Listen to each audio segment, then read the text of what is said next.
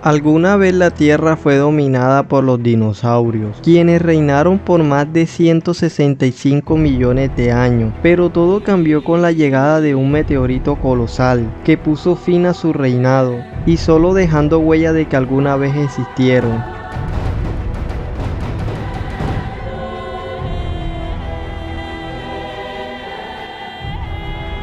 Sin embargo, la historia no terminó allí. De la ceniza de la extinción, las aves, descendientes de aquellos antiguos gigantes, volvieron a reinar. Y entre ellas surgieron criaturas tan temibles que trajeron de nuevo el miedo a la tierra.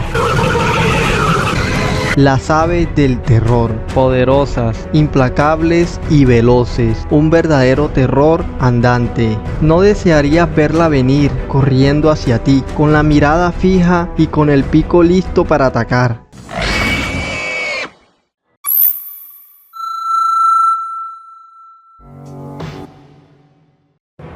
Pero no todos los descendientes de los dinosaurios se extinguieron. Un pequeño grupo de criaturas cubiertas de pluma logró sobrevivir, las primeras aves primitivas, y de aquellas supervivientes en el continente sudamericano evolucionarían una nueva forma de depredador.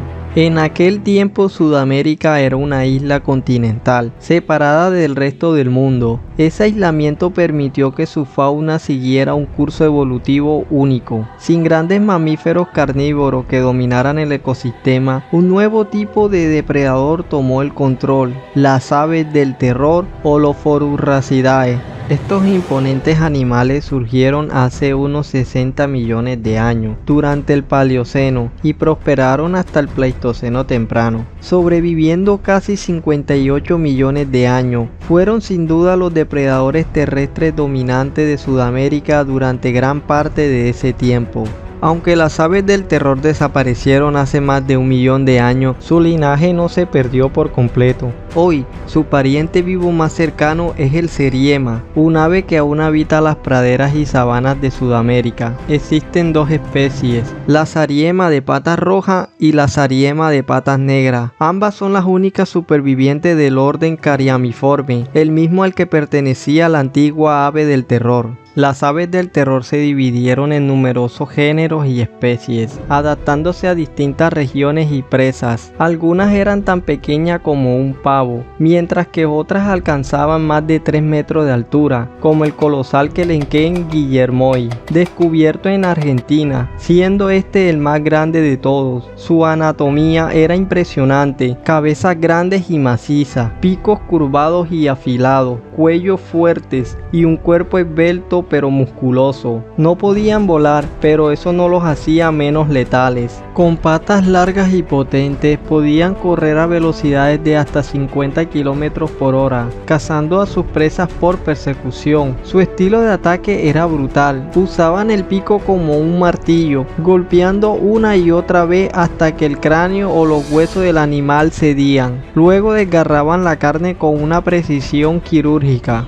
El registro fósil del ave del terror muestra su presencia en regiones como Argentina, Uruguay, Brasil, Colombia y Venezuela, extendiéndose incluso hasta el sur de Chile. En cada uno de estos ambientes, las aves del terror ocuparon el papel de los grandes carnívoros, mientras los mamíferos herbívoros como los notoungulados y tosodontes servían de presa. Durante casi 30 millones de años, las aves del terror reinaron aisladas en Sudamérica, en un mundo sin grandes mamíferos cazadores. Sin embargo, la historia daría un giro trascendental hace unos 3 millones de años, cuando el Istmo de Panamá emergió del océano, uniendo los continentes de América del Sur y América del Norte. Este evento marcó el inicio del gran intercambio biótico americano, uno de los momentos más importantes en la historia evolutiva del planeta. Por primera vez en millones de años, animales del norte pudieron cruzar al sur y viceversa. Mamíferos carnívoros como los felinos dientes de sable, osos, lobos y mapaches llegaron al territorio de las aves del terror.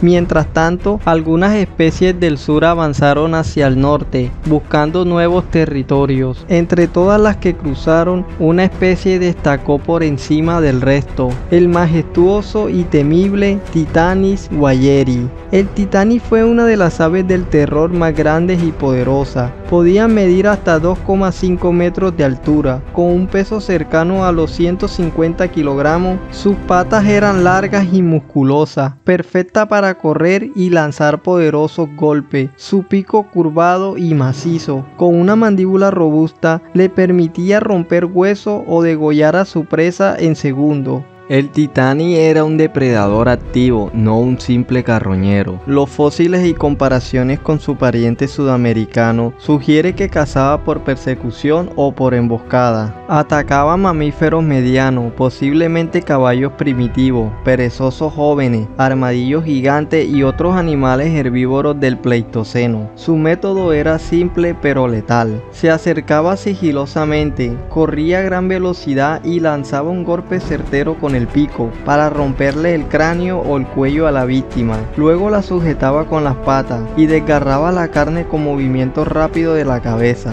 A diferencia de los mamíferos carnívoros que dependían de colmillos, el Titani usaba su pico como un arma multifuncional, similar a un hacha biológica.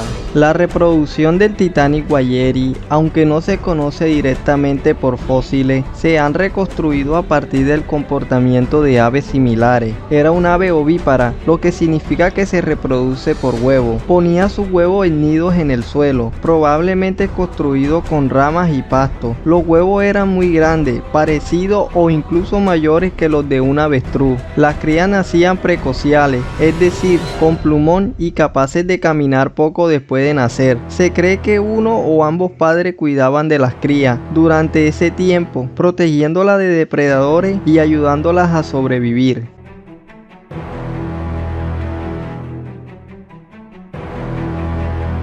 Los fósiles de Titani guayeri se han encontrado principalmente en Florida y Texas, lugares donde vivió hace entre 5 y 1,8 millones de años. Allí compartió territorio con perezosos gigantes, caballos prehistóricos, armadillos enormes y los primeros tigres dientes de sable. Aunque el Titani provenía de un linaje de depredadores exitosos, su llegada a Norteamérica no fue sencilla. Debió competir con carnívoros altamente especializados como los félidos y cánidos, que cazaban en grupo y poseían cerebros más desarrollados. Además, los cambios climáticos del Pleistoceno alteraron los hábitats, reduciendo las presas disponibles. Aún así, Titani guayeri resistió por un tiempo. Fue el último representante de las aves del terror, un sobreviviente de otra era. Pero finalmente, hace alrededor de 1,8 millones de años, su linaje desapareció. Su extinción marcó el fin definitivo de los Forurracidaes. Las causas exactas de su desaparición aún se debaten. Algunos científicos creen que fue desplazado por los mamíferos depredadores, otros apuntan al cambio climático y la reducción de su hábitat. Sea como sea, el resultado fue el mismo. El último eco de las aves del terror se apagó con el Titani guayeri. Hoy solo quedan sus restos fósiles, huesos gruesos, fragmentos de pico y patas que cuentan una historia de poder y dominio. Una historia donde las aves, descendientes de los dinosaurios, volvieron a gobernar la Tierra por millones de años. El Titani guayeri fue más que un ave, fue un símbolo de que la evolución puede crear cuando el mundo cambia. El último gigante emplumado, el último cazador de su clase, el último rugido de las aves del terror. Gracias por llegar al final del video, no olvides suscribirte o activar la campanita o darle me gusta. Nos vemos en un próximo video.